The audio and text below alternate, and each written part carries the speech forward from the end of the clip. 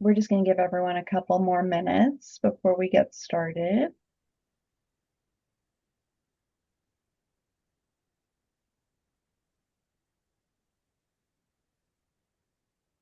Adam, if you wouldn't mind, if you could just keep an eye on the waiting room and let anyone in as they arrive, that would be really helpful.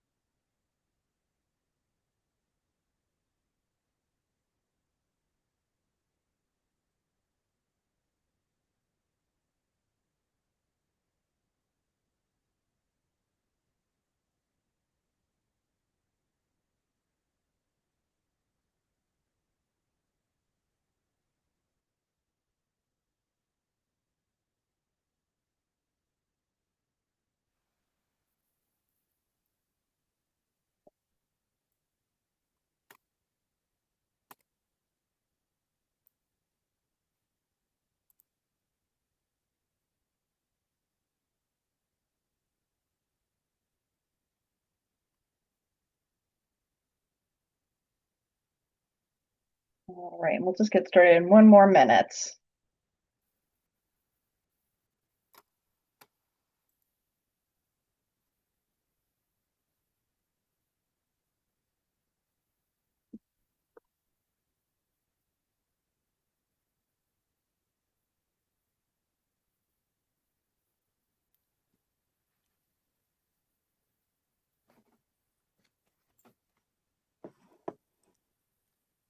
All right, we have a lot of content today, so I want to get started. This is going to be recorded, so we will distribute this out as well. But welcome everyone. Happy Earth Day. My name is Nora Nicholson. I'm the Director of External Affairs at Westchester Children's Association. We are thrilled today to welcome Dr. Amy Brown to lead us in this webinar, Where Children Grow and Breathe, the Impact of Environmental Air Pollution on Children's Health. Westchester Children's Association has been around for over 100 years. Our mission is to improve the lives of Westchester young people by shaping policies and programs to meet their needs and by keeping their well-being at the top of the public agenda. Our vision for every child to be healthy, safe, and prepared for life's challenges, regardless of race or zip code. This educational webinar series came about because we wanted to really educate the public around various issues that impact children in Westchester. How we work as an organization is we collect and organize data, we engage the public and policymakers in our work, and we mobilize the community. So this is a moment of education.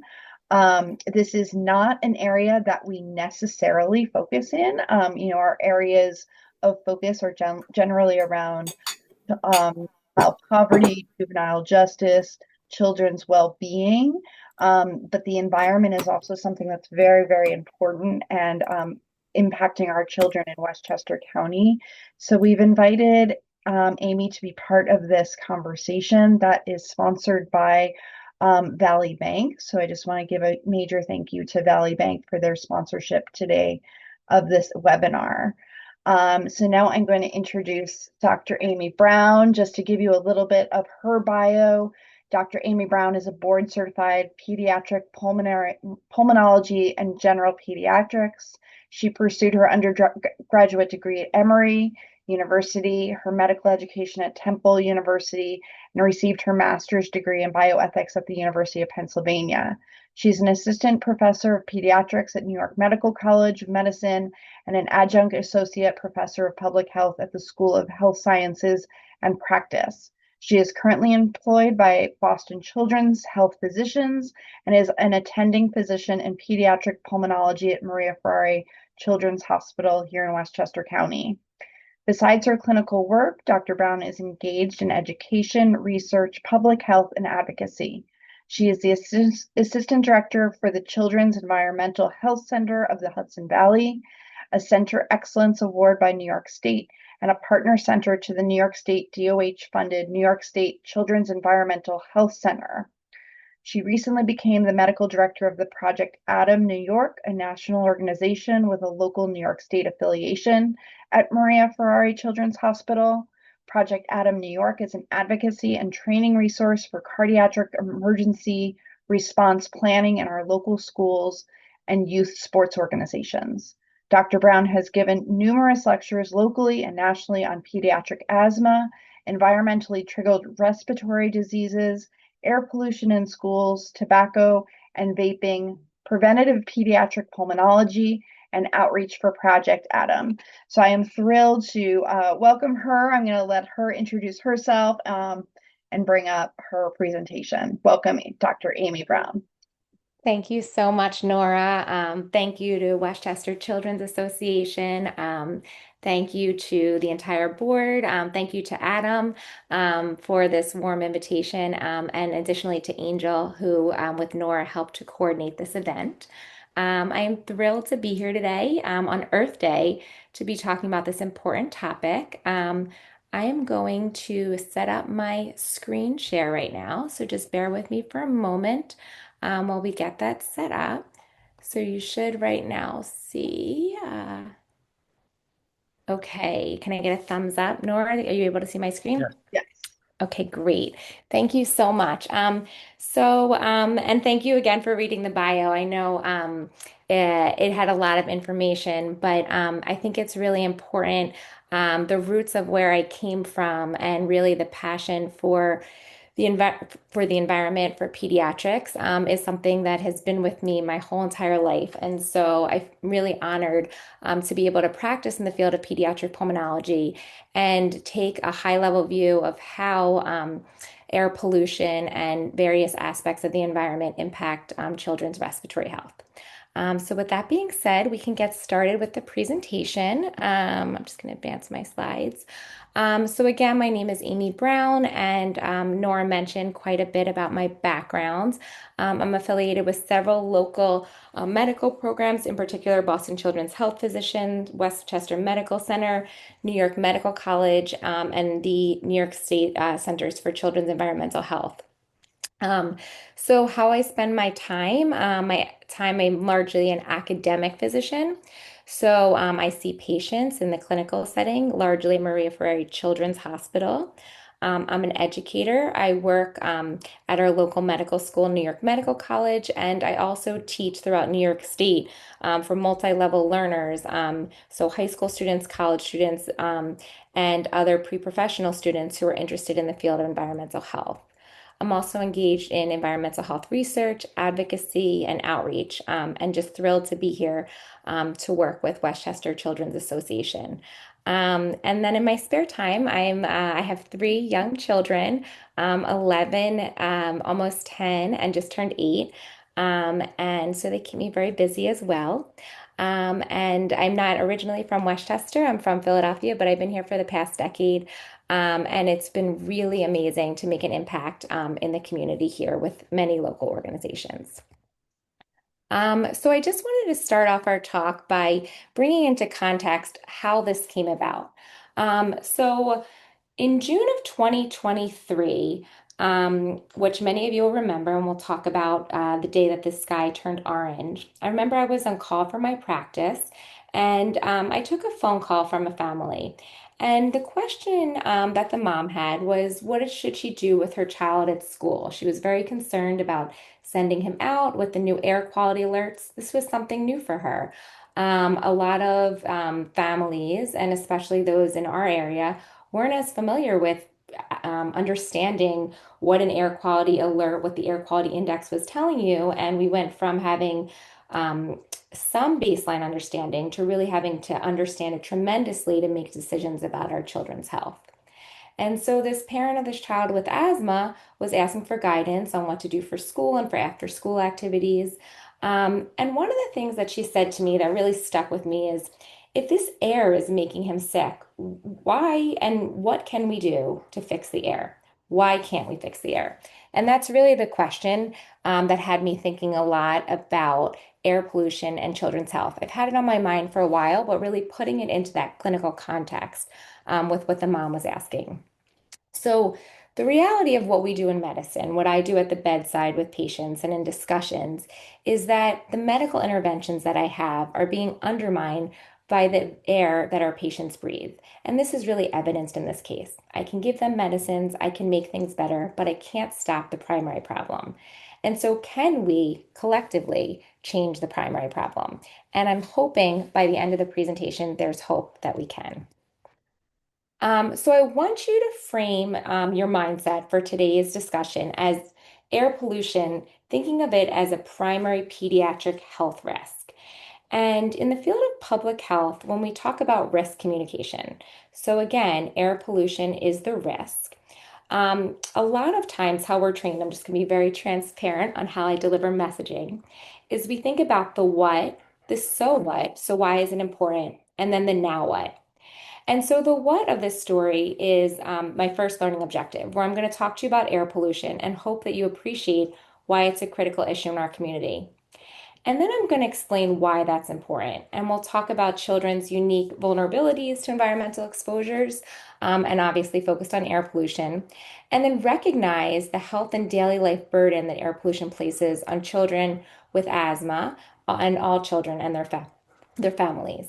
And then finally, I'm going to talk about the now what. And then as we get to the end of that section, that's really when we'll have a discussion, because the now what is the partnership.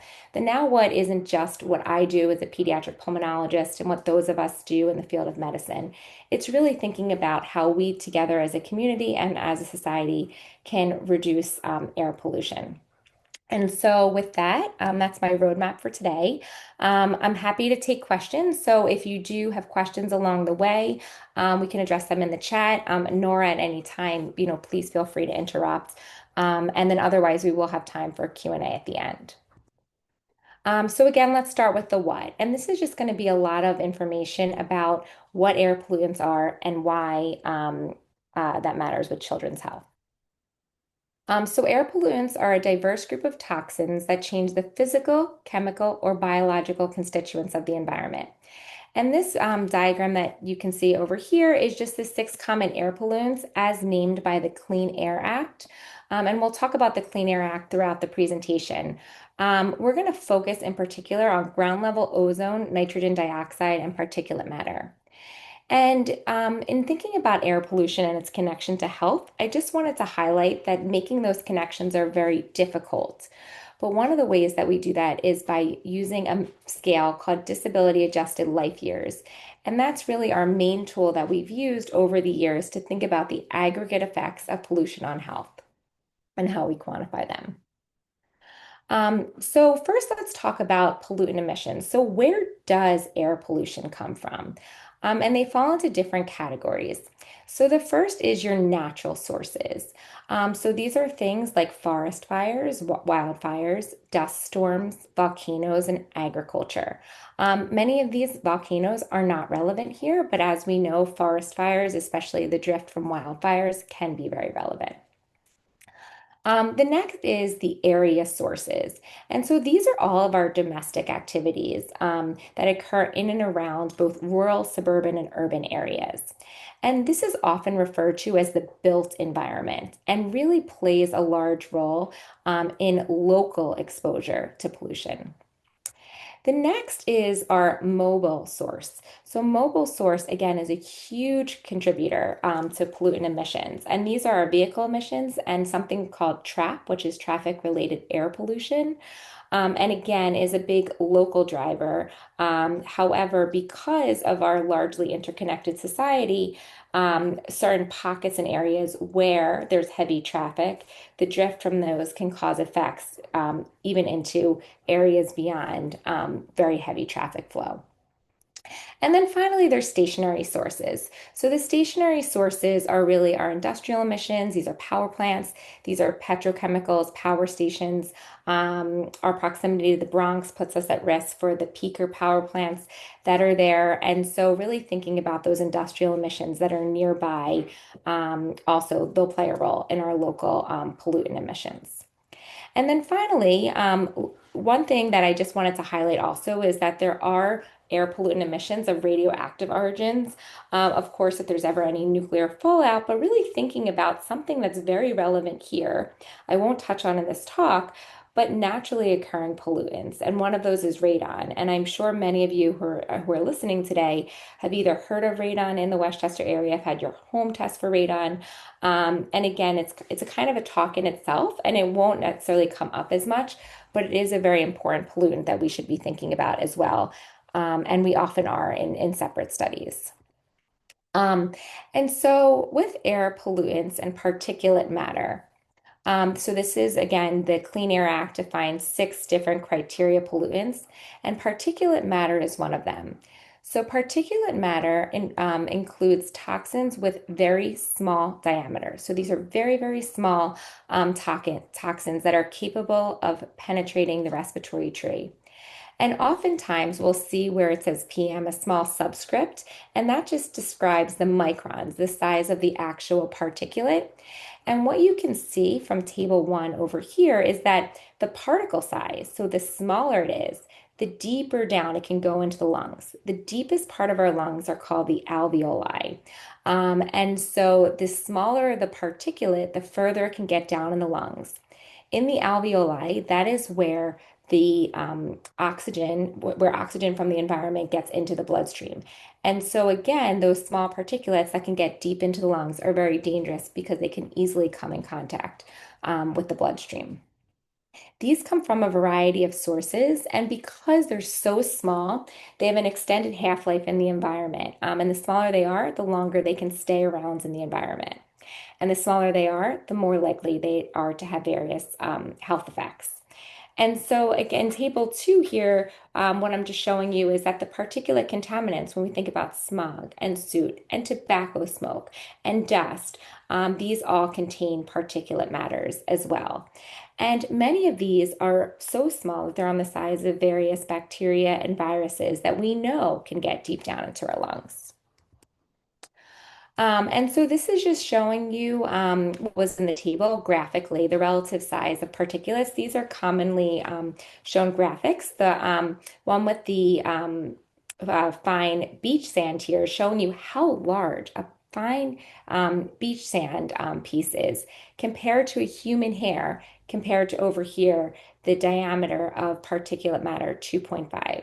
So extremely small. And this other diagram, very, very similar, but showing you as you go down the size of a grain of pollen, how small that is compared to a much smaller respiratory droplet, bacterium, the ultrafine particles from wildfire smoke as well. So very, very small particles. Other pollutants that we're worried about besides particulate matter are ozone and nitrogen dioxide.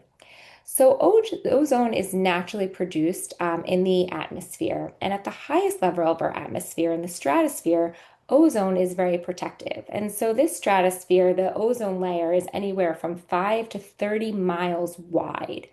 And what that does is that protects us from ultraviolet radiation. And so we need that ozone layer. But when we talk about ozone as an air pollutant, we're not actually talking about that layer. We're talking about the layer below it. And this is called ground level ozone. And what happens is it's produced from a reaction, so from oxygen that's in the environment, with other pollutants, in particular nitrogen dioxide and various volatile organic compounds. And so ground level ozone, and this is when we get the most common alerts for it, happens because of this equation here. Heat and sunlight with nitrogen dioxide with various volatile organic compounds. And so ozone levels, as heat goes up, will increase, and that's why we see a lot of ozone alerts. So it is confusing because again, ozone is naturally produced and very protective to our environment in its the stratosphere ozone layer, but it's this ground level ozone that arises from environmental reactions that's very dangerous. And then nitrogen dioxide is largely produced by traffic-related air pollution. And it's also a large indoor air polluter. It can arise from emissions from gas stoves and indoor combustion. And again, it's a big driver and related to the health, as we'll talk about throughout the presentation. Um, and then one of the take homes that I want you to understand with regards to air pollutants is that many of them are very heterogeneous mixtures. So, wildfire smoke, for example, is a mixture of all sorts of chemicals, of gases, of particulate matter, and all the different chemicals that we talked about that are formed by the burning of organic and inorganic matter. And what ends up happening with wildfires, again, going back to the time of this call, is that we see these patterns. There are traditional ozone patterns that we know are going to happen on very hot days. But with wildfires, the contribution of the particulate matter with the air quality bypasses those traditional patterns and also gives you a very dangerous mixture of many of our known air pollutants that can harm health. Now, I really wanted to focus on ambient air or outdoor air, but I think it's important, again, to talk about indoor air pollutants because our children spend a majority, over two-thirds of their time indoors. And so we need to think about indoor air pollutants. And again, a talk for another time. I led into this by thinking about radon, especially in the Hudson Valley in Westchester County, because radon is naturally occurring and derived from with rocks where it can actually get into your home and if not well ventilated can get to dangerously high levels. And many homes have radon mitigation sources, and testing is very easy. But just again, something to think about when we're thinking about air pollutants. And then all these other sources of indoor air pollutants, sources in your bathroom, whether it's microbial, things like mold or mildew, air conditioning units, making sure that you're cleaning them, checking them for emission of VOCs or volatile organic compounds, thinking about allergens in the home, which can also play a role. And then thinking about the air from outside that's coming in, as well as those pollutants, such as those VOCs that can be emitted from your furniture, what cleaning products, gas-powered stoves in your cooking, how is your house heated? So all important sources of indoor air pollutants. And again, this is a whole talk in itself. And then finally, another talk in itself is thinking about tobacco smoke. Again, I'm really not going to touch on that. I do a lot of discussions, talks, lectures on tobacco smoke, but really thinking about about children's health and a source of indoor air pollution is tobacco smoke itself, whether it's smoked in the house, so that might be secondhand smoke exposure, or something called third-hand smoke exposure when children are passively exposed to tobacco by living in the home with a smoker who may have the particulates from tobacco on their hair, on their clothes, and that again can be a source of air pollution in the home for children.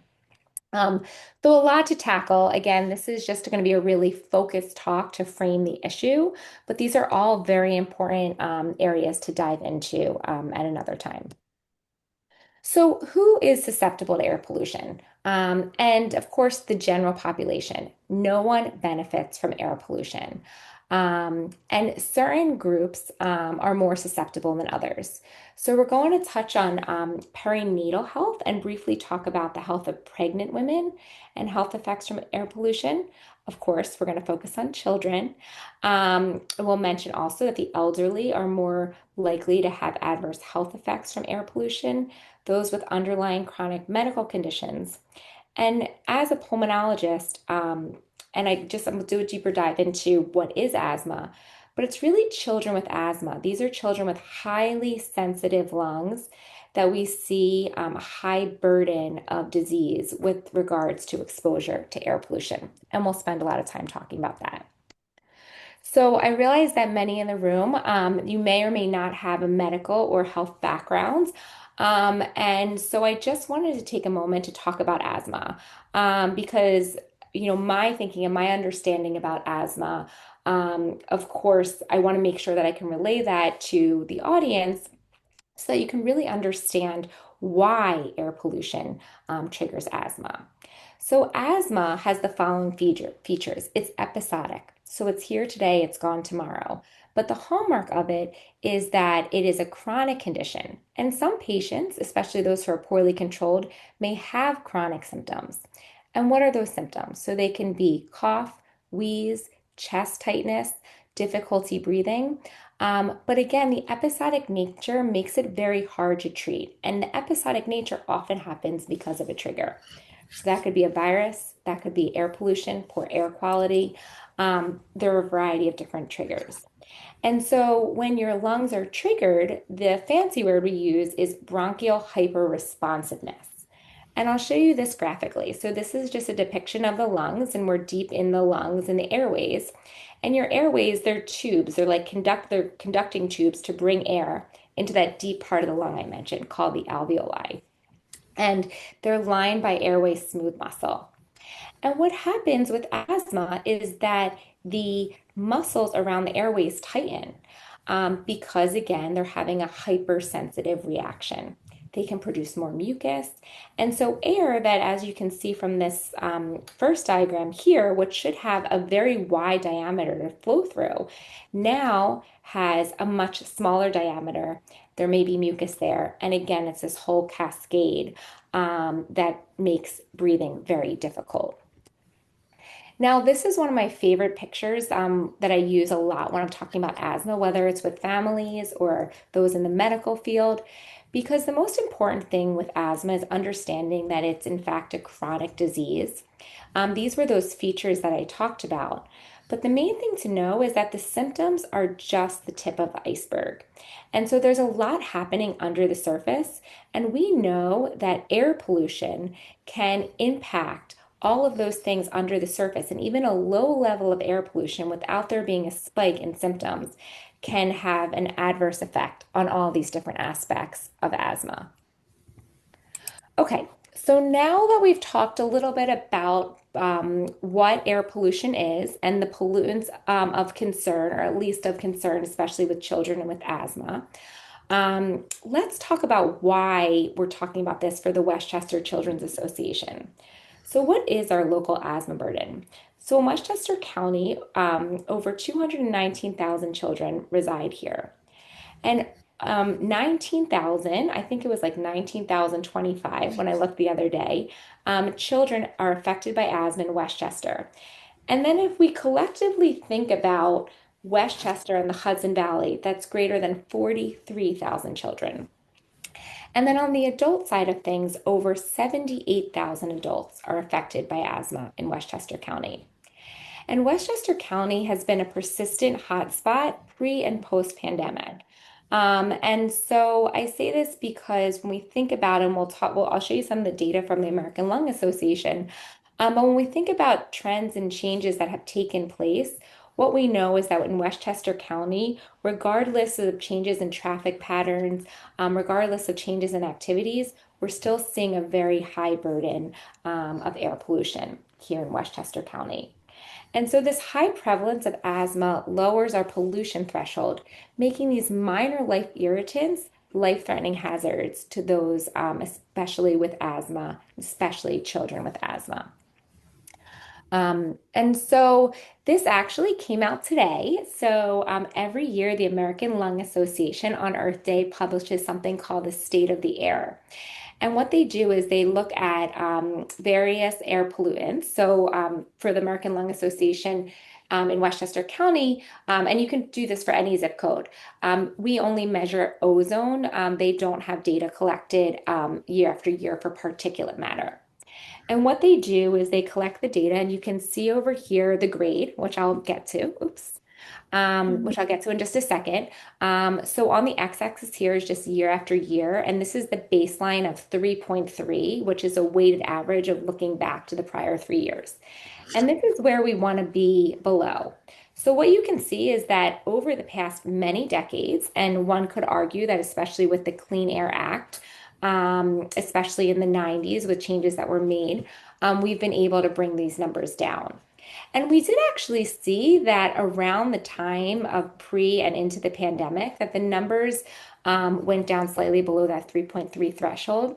However, we see that creeping up. This year we were given a 3.5, which is a failing grade. And again, there's a lot of methodology put into this, but I think that this state of the air helps us think about how we rank to other areas and really is a great advocacy tool to think about what we need to do because we can do better for our children. We can do better for our community and think about ways to have a better grade with regards to air quality in Westchester County. And so, where you live, where you go to school, all of those things really matter. And I bring this up because, again, we're talking about children. I like to think of schools as the occupation, or going to school as the occupation of a child. They're students. And so, when we think about occupational health oversight for jobs an adult might have, many of them are regulated both at the federal level or by occupational health standards. But what about our schools? What about the air quality in our schools? What about where schools are located?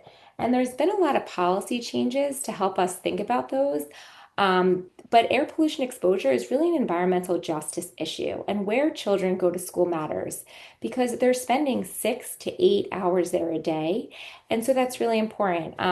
This is a graphic that's often used when talking about environmental justice with relationship to schools. And so this is just showing you the Cross Bronx Expressway. And all of these red dots, the blue lines are a 500-foot setback. But what this is showing you here is just the proximity, these red dots are schools, to the Cross Bronx Expressway, which we know is one of the heaviest emitters of traffic-related air pollution in the country. And also in the Bronx, where we have one of the highest incidence and prevalence of asthma. So, really thinking about where our schools are located, especially if there's modifiable things with regard to traffic patterns. Oop. Okay, I'm gonna continue to advance. For some reason, it's not advancing. Okay, there we go. So as I round out this section, again, I spent a lot of time just talking about and framing the issue and introducing myself as a clinician. The reason why I was really excited to give this talk and why I enjoy giving talks like this is because this is something we call the health impact triangle. And it really talks about how we can impact health. So when I sit with a patient in the hospital, I'm acting at the high part of this triangle. So I'm having an impact on a family. I'm giving them direct counseling and education. I may prescribe a medication or give them an intervention, an inhaler, something to use for their asthma. But the population level impact that I'm having is small. And so partnering with organizations like the Westchester Children's Association really helps to think further down the triangle, have that larger impact. How can we work, as Nora said in the beginning, the mission of the Children's Association? How can we work with the community, with policy to change the context to make the individual's default decision healthy? One example of this is idling laws and thinking about idling on school grounds. And so there's a lot of ways that together we can act further down the triangle to really make a dent on air pollution.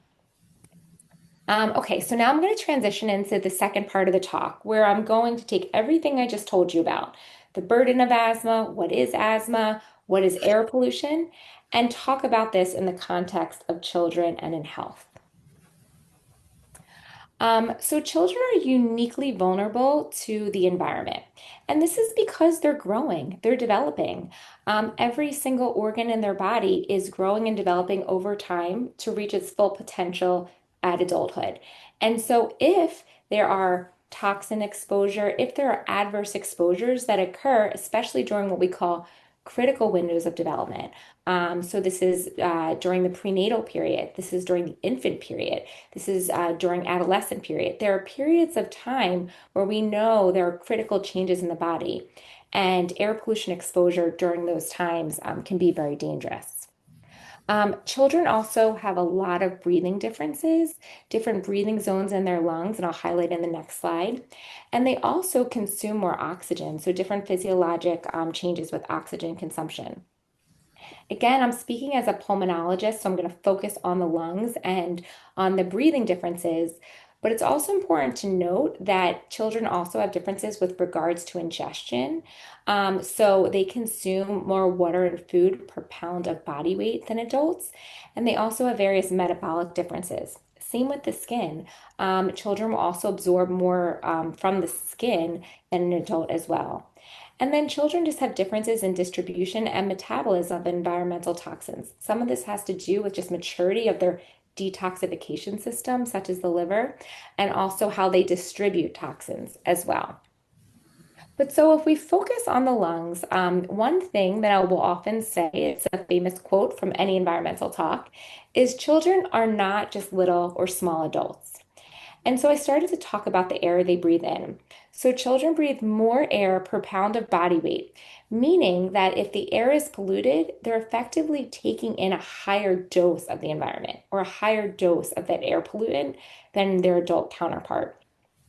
Their lungs are also developing, as well as the immune systems. We have a very strong local immune system in our lungs that's in rapid development, as well as just our systemic immune system. And so when our immune system is constantly overwhelmed by detoxifying air pollutants that are easily entering into the lungs, that becomes a big problem and can alter our immune responses. And then finally, again, this talk is really focused on outdoor air. But children do spend, compared to adults, a much more time in the outdoor environment, and they engage in more physical activity, so breathing even faster, taking in a higher amount of the environment, which overall, all of these things can have adverse health outcomes because of just these mechanisms that are unique to children. And then I mentioned that children's lungs are growing. So in early development, lung growth begins prenatally. And so this depiction down here is really just showing you that at 5 to 7 weeks gestation in the embryonic stage, our lungs branch into the right and the left side. And then over 7 to 17 weeks, so the lungs are developing, and we're starting to build those tubes well into halfway through the pregnancy. And then finally, the lungs have largely developed. They'll go on to develop, but those alveoli have developed by the time a baby is born. And so what we end up seeing is that if air pollution, if a pregnant woman is exposed to air pollution, especially even just a low level over time, that can have a critical multi-decade trajectory of adverse lung development. And so, and many studies have been done looking at this, showing that air pollutants, especially at different phases, these critical windows of development, can reduce lung growth rates. And so the good news is that your lungs are always growing over time, and you can have compensatory growth that happens. But again, that low level pollution on a daily basis and really having exposure year after year over time, especially after well into the second decade of life, your lungs won't grow anymore. And so that's why it is so critically important that we give our lungs the best chance to grow in the childhood period, because that sets us up for the lungs that we're going to have into adulthood. And so some of these health effects that I'll touch on many of these, but really thinking about the respiratory symptom, allergic diseases. There are many reports, especially on high particulate matter days, of air pollutant as a cause of death. Luckily, here in the Hudson Valley, is not common. However, we do see these very adverse health outcomes that I'll go through, and the relationship with infectious diseases as well. So we have a wonderful perinatal program here in the Hudson Valley, and part of their core mission is to talk about environmental exposures and how that's important to perinatal health. And so thinking about just like three main things that I wanted to get across about prenatal air exposure is that exposure to both nitrogen dioxide and particulate matter has a strong association with adverse birth outcomes. Adverse birth outcomes can, of course, affect development long term. So, what are some of these things? Well, mothers living in high pollution transport areas, so high levels of traffic associated air pollution, show higher rates of preterm birth. And preterm birth can set up for a variety of lifelong health challenges and is an important factor with infant mortality. And then one of the most common associations that's seen with air pollution is low birth weight, which again can be a fundamental indicator of long-term health and developmental challenges. So really important to think about not only our children, but really pregnant women and their exposure, because that again is setting up for lifelong effects to children. And so, again, the purpose of this talk, we're really framing air pollution as a primary pediatric health risk. And so, fine particulate matter, ground level ozone, nitrogen dioxide, these are all important things. And I started to mention these in section one, but fine particulate matter, again, the smaller it is, the deeper it can get into the lungs. And then it acts as a toxin in the bloodstream and it can affect a child's development. And then locally in the lungs also trigger asthma attacks. Ground level ozone, it's a respiratory irritant. It can impact the respiratory health of children and also impact lung growth as well. And then nitrogen dioxide, it's found in heavy concentrations, again, with traffic-related air pollutions and in our indoor environments. And again, heavy or high levels of nitrogen dioxide can be an important background factor to think about with lung health as well. And so, some of the things that we see with regards to health include increased asthma development. So, early life pollution exposure is linked to both the incidence and prevalence of asthma. And so, incidence just means new cases that are occurring per year, which is increased with air pollution, as well as prevalence, which talks about just at any given time the amount of asthma there is. And both of these are going up as we see high levels of air pollution. We know that air pollution spikes can cause immediate increases in ER visits and hospitalizations. We know also that air pollution acts as an airway irritant. It can affect the local lung immune system, and pollution-related lung tissue is more susceptible just to contracting infection in general. And then overall can reduce a child's lung capacity. And we do this via functional studies, many of which we do in our office at every single visit, or collectively we'll do a series called pulmonary function testing, which are really non-invasive. We're able to measure a lot about how the lungs are functioning. And there's been a lot of really elegant air pollution studies that have looked at this in children. And so I just wanted to go back to that June 2023 period of time with the wildfires, the Canadian wildfire drift that came to our region. And so this is really interesting. So this is from New York City, where they look at just the asthma count. And so this is in 2023.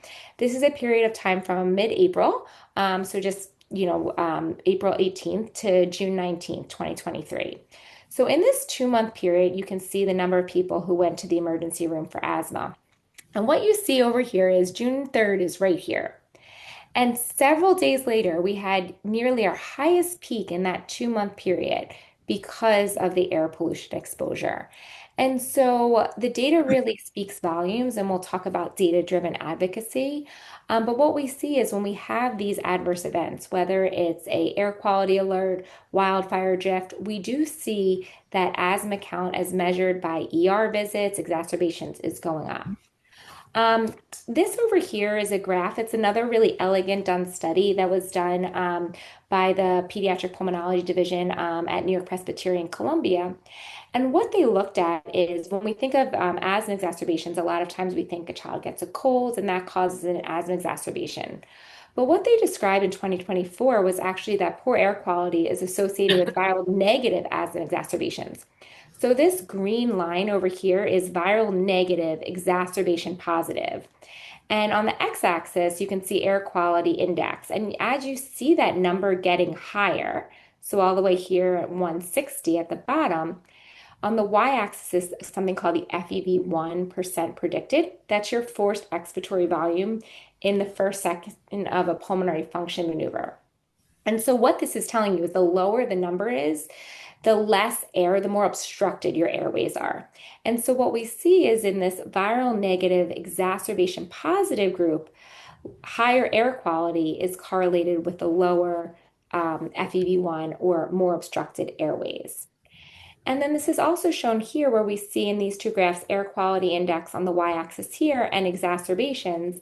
And several days before an exacerbation, so this is looking at the negative deflection on the x-axis here, as that patients who are exposed to high levels as air quality goes up of pollutants actually have worsening exacerbations several days before the actual onset of symptoms, meaning that air quality that builds up over several days may increase the symptoms that are occurring also. So another really well done study that was just published in 2024. Again, as a pulmonologist, I know I talk a lot about lung health, but I think it's important to think about neurodevelopment and air pollution as well. So we know that air pollution can affect cognitive skills. We've seen a rise in attention disorders, and there's correlation with high particulate matter exposure and behavioral changes. And so there's this emerging evidence that links air pollution to neuroinflammation in children. This is very multifactorial. There are a lot of factors that can influence attention disorders, cognitive skills, and behavioral changes. But what we know is that air pollution only hurts and isn't helping all of these things. And so I just wanted to touch on also the association with infectious diseases. So I've mentioned a few times now that air pollutants can weaken immune responses both in the local lung tissue and systemically, facilitating easier viral and bacterial air entry into the airways. And this was looked at post-pandemic, and we actually have seen that short-term spikes in air pollution are associated with increased hospitalizations for various causes of pneumonia, for the flu, and for COVID-19. Um, Air pollutants are also related to allergies. Again, in a similar way that they damage the airways, they can potentiate allergic symptoms and also make it a more potent environment for allergens so acting as like a synergistic airway irritant.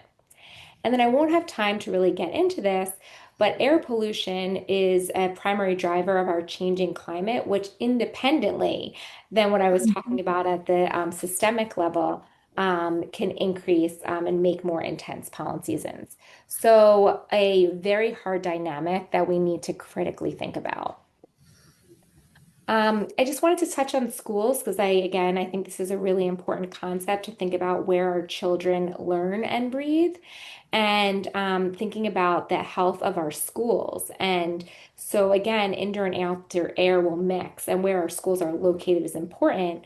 And so we know that particulate matter can increase school absences.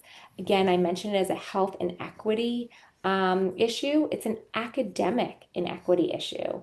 And respiratory issues that arise from poor air quality can cause children to fall behind academically.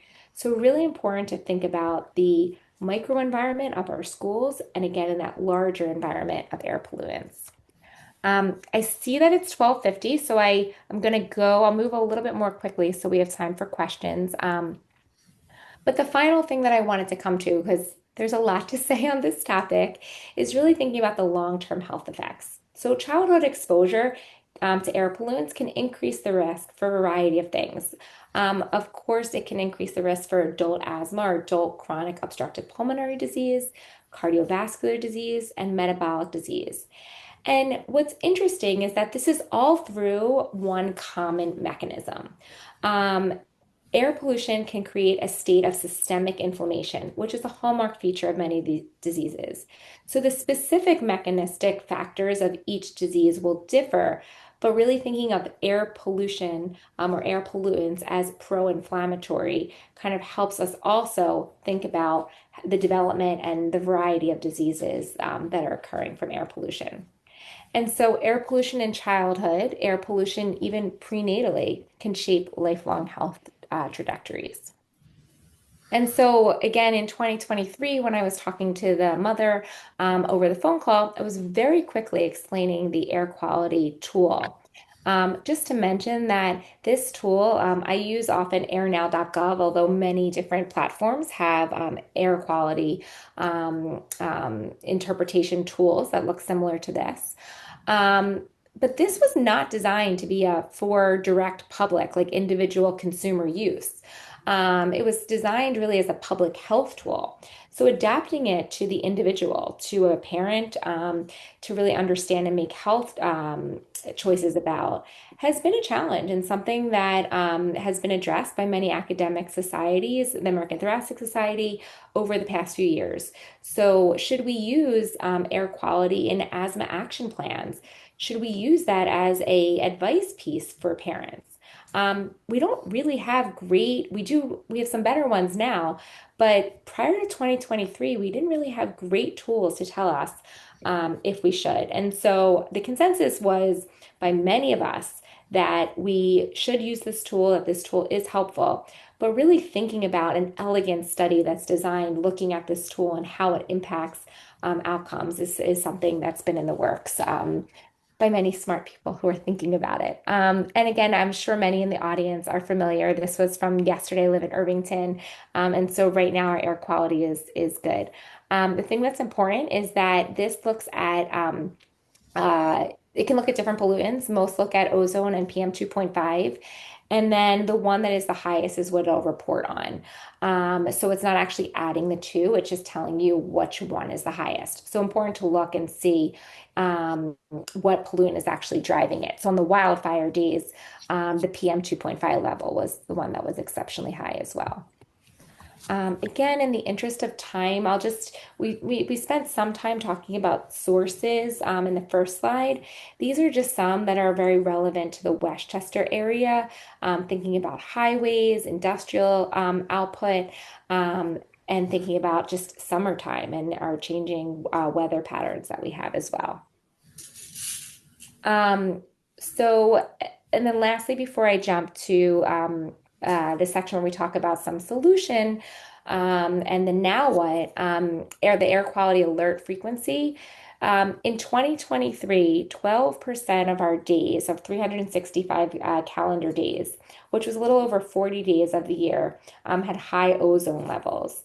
And so what I think is interesting is if we think of a 3 month summer, we'll call that 90 days. 40 of those 90 days were spent with air quality alerts. So just something to think about that a little bit less than half of our summer, those days that we're having air quality alerts here in Westchester County. So the last slide in this section is just talking about the equity gap and thinking about exposure factors. So particulate matter, what makes a high risk zone? Those that are near highways, especially those that have many vehicles that might use diesel fuel, and what makes something a low risk zone. I'm not going to have enough time to really dive into green buffers and green spaces as well, but also something to think about as solutions with air pollution or mitigating factors, I should say. Okay, so then now what? And again, I'm going to go through this in just a few minutes because really those that took the time to log on and Westchester Children's Association is the now what.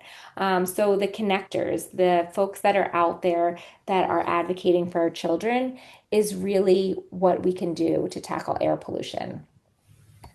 And so we can use data. So we can think about, again, I focus a lot on health and healthcare expenses, but we can think about workforce productivity. We can think about educational and economic loss.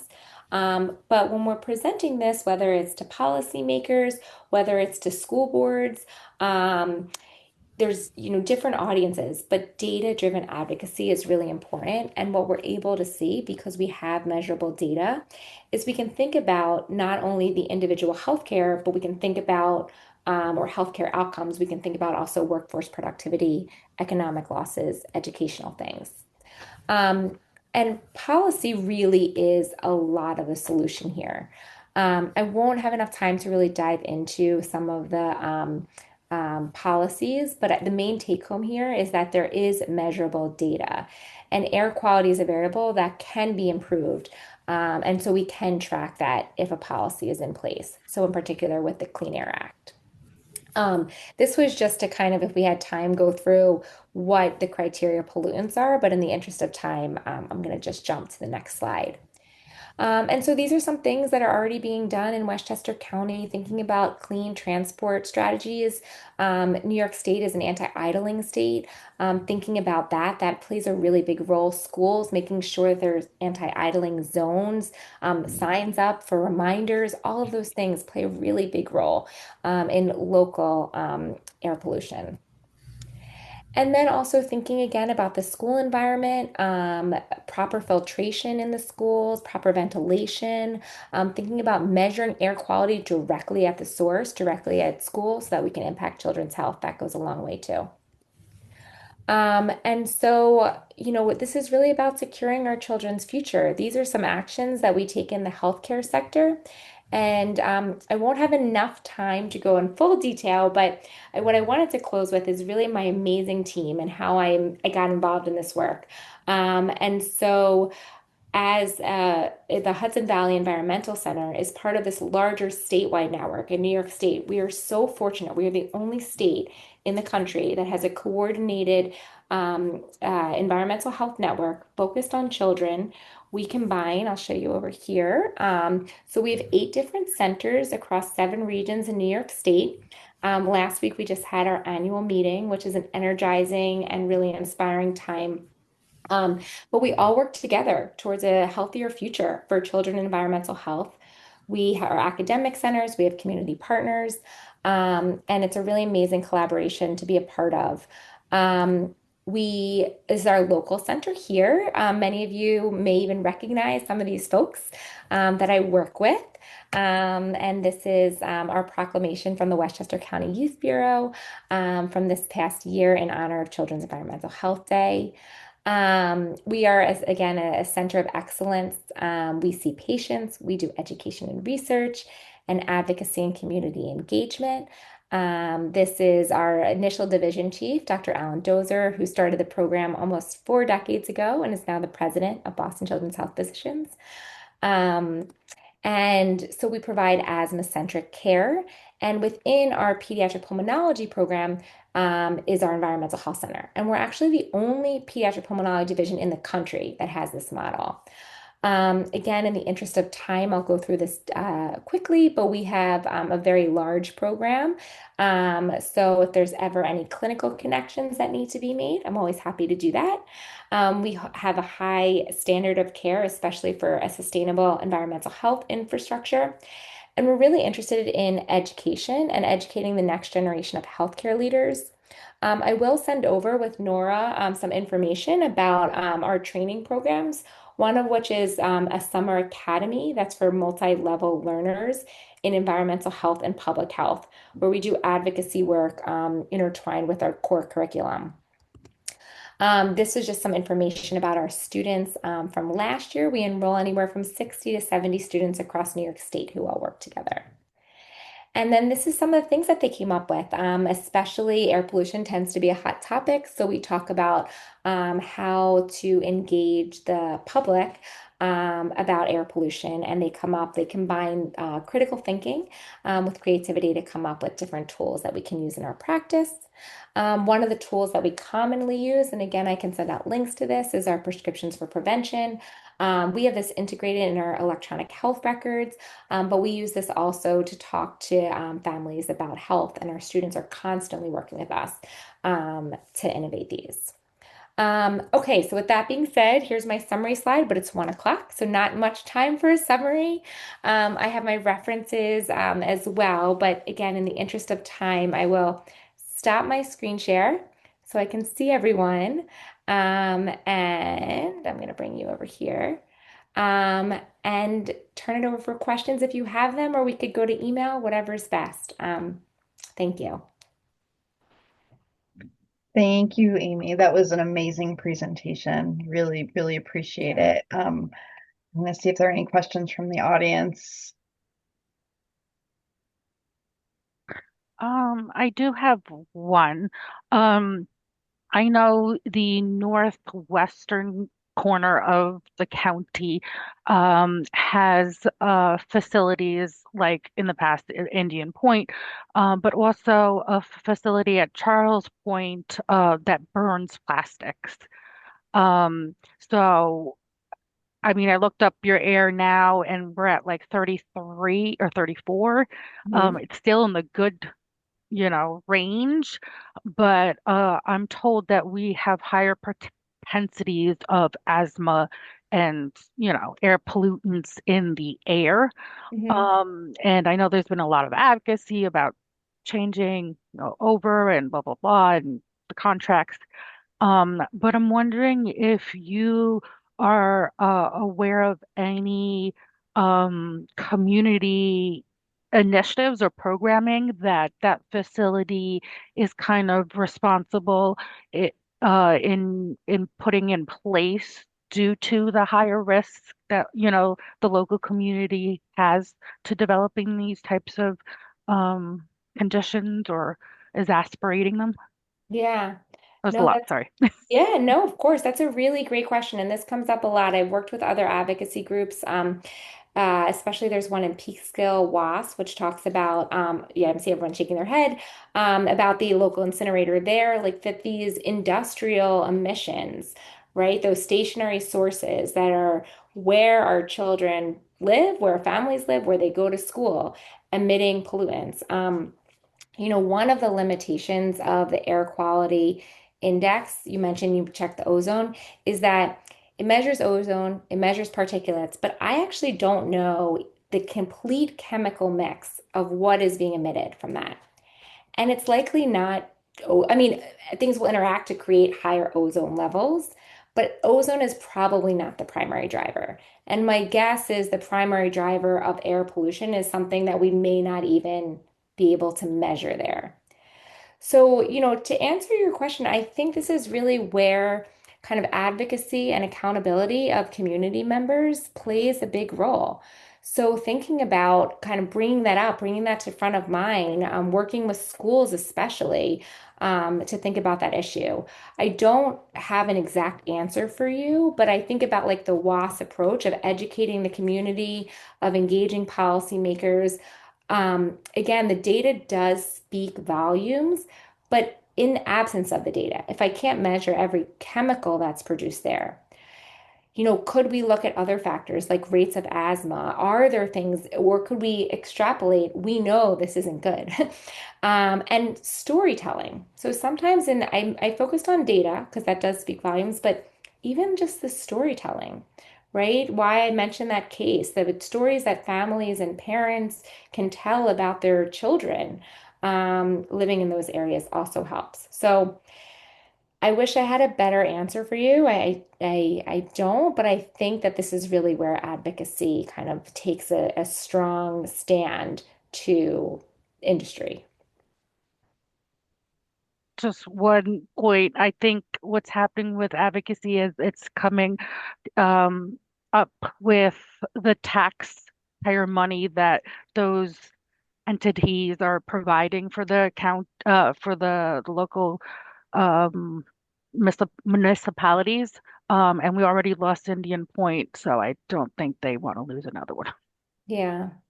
No, and you're right. And this is, the line between advocacy and politics. And I like, it's all very complicated, but at the end of the day, and I'm happy, our center, if you want to continue this conversation, we could absolutely talk about this. And again, we have the statewide expertise. But one of the things that we really want to do with our local center is know where the areas of concern are. Westchester, the Hudson Valley, it's a big place. And there's like we get a lot of attention, the Bronx and the Cross Bronx Expressway and all those things get a lot of attention, but that's not the only hot spot where schools are located near high emitters. And so we can definitely continue that discussion because we want to be able to work with communities to help do this work and make healthier environments for children. Thank you. Yeah. Can I have one question? Of course, if that's okay Okay, with, yeah. sorry. All right. I know it's like we're running late. It's like but Limerick Cabrera, Director of Data. This question has nothing to do with data. Okay. I was wondering if you have a policy checklist for lung-friendly communities. So you're talking about anti-idling, maybe zoning. Like if you build a building, then you have to, create like 2 feet of green space. I'm just making things up on the top of my head. But are there, so it's like actually two questions in one. Are there model communities out there in Westchester or in the nation that are just like get it? And is there a checklist that like so if a community can say, okay, we check this box, check, you're a lung friendly community. I'm just making that label up. But like, is there anything like that? No, but I love that idea. And I think there should be, and I think Westchester County Mhm, should be able to do that. mhm, I think that's a wonderful idea. mhm, These are a lot of things, especially with the students that I work with, that we come up with projects.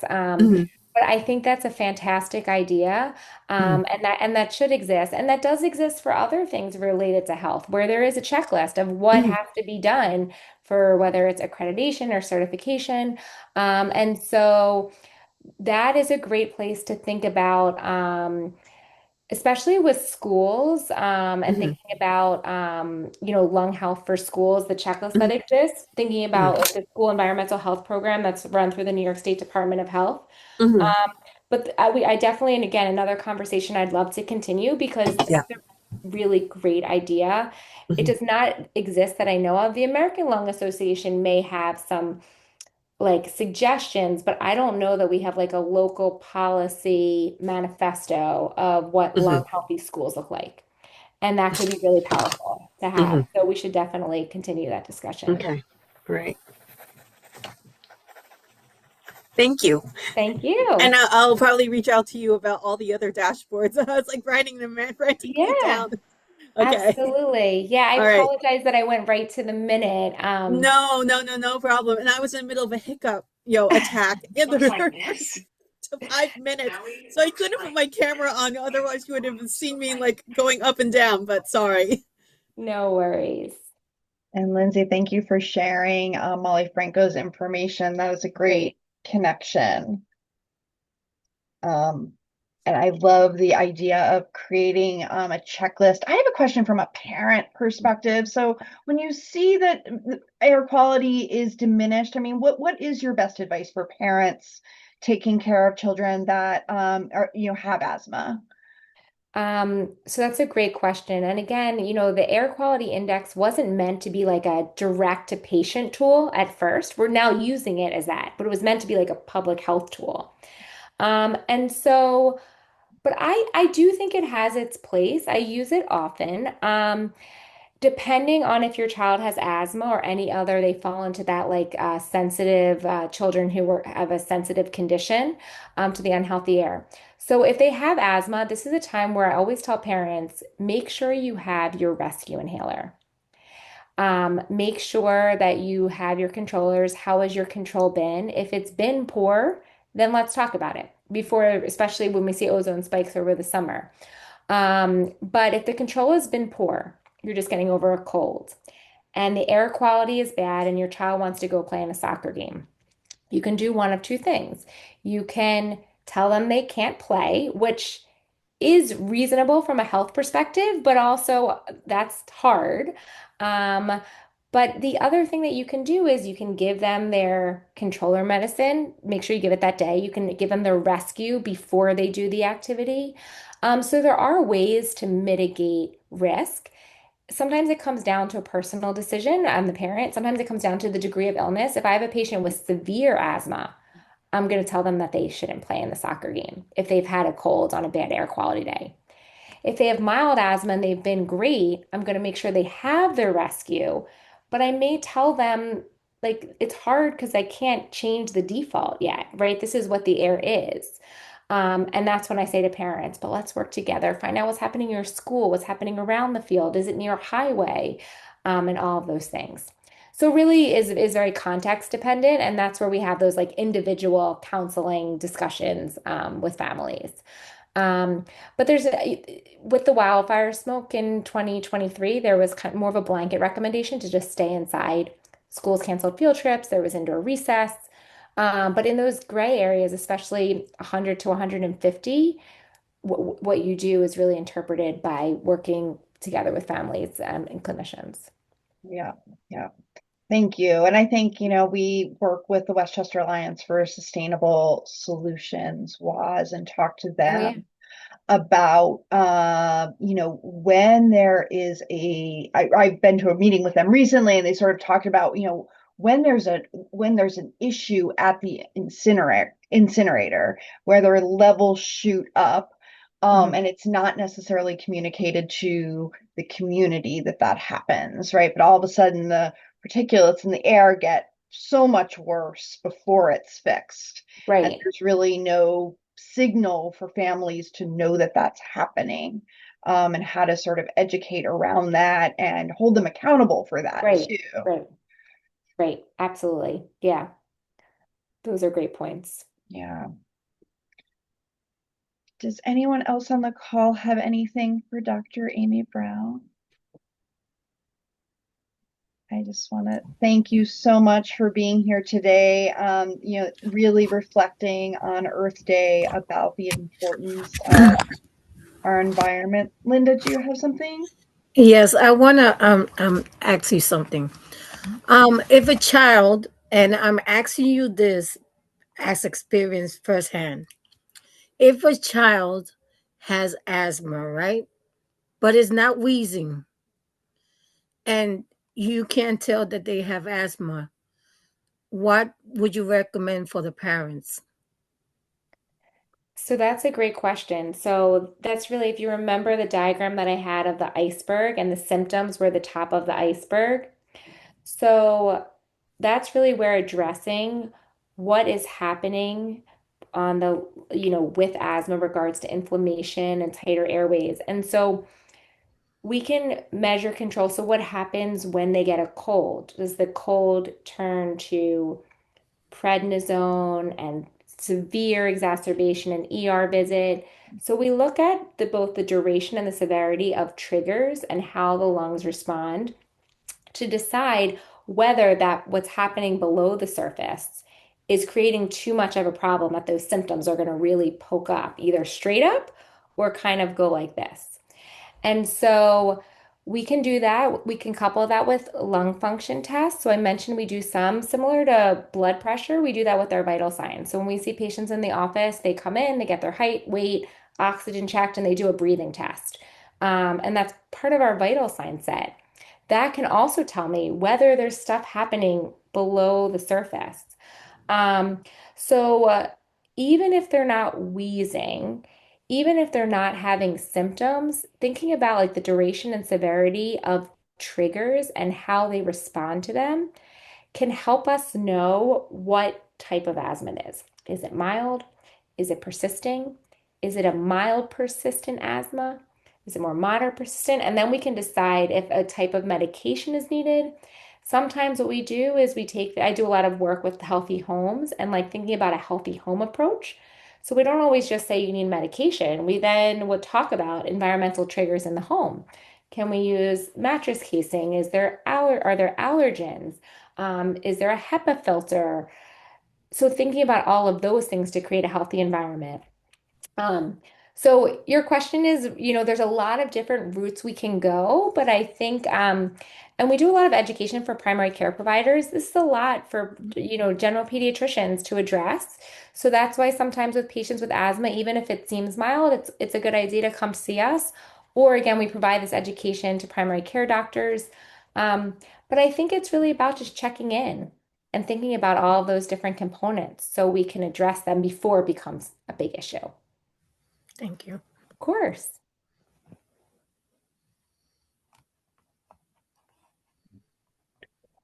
Well, thank you so much. You've been just a wealth of information, and we just thank you for your service to the community. You are a hero in my eyes. Everyone that is in the medical profession is just really just incredible. So we really, really appreciate you and all of the work that you're doing to make our children healthier. So we look forward to partnering with you in the future, and we will share this video out. I know a lot of people signed up but didn't make it, but we have recorded it, so we're gonna send it out to folks so they get a chance to see it. Great. Thank you so much. And I just appreciate so much the work that you do as the Westchester Children's Association, because I really mean it when I say the impact that we have together. And so there's just so much that you're doing in the community. I'm thrilled that you're entering the environmental space too, because as you can see, that's a big driver of health. And so thank you. And thank you everyone who listened in for taking the time to address this important issue. Thank you. Have a great day, everyone. Thank you. Thank Thank you you. so much. Thank you. Bye bye. Bye bye. Bye bye.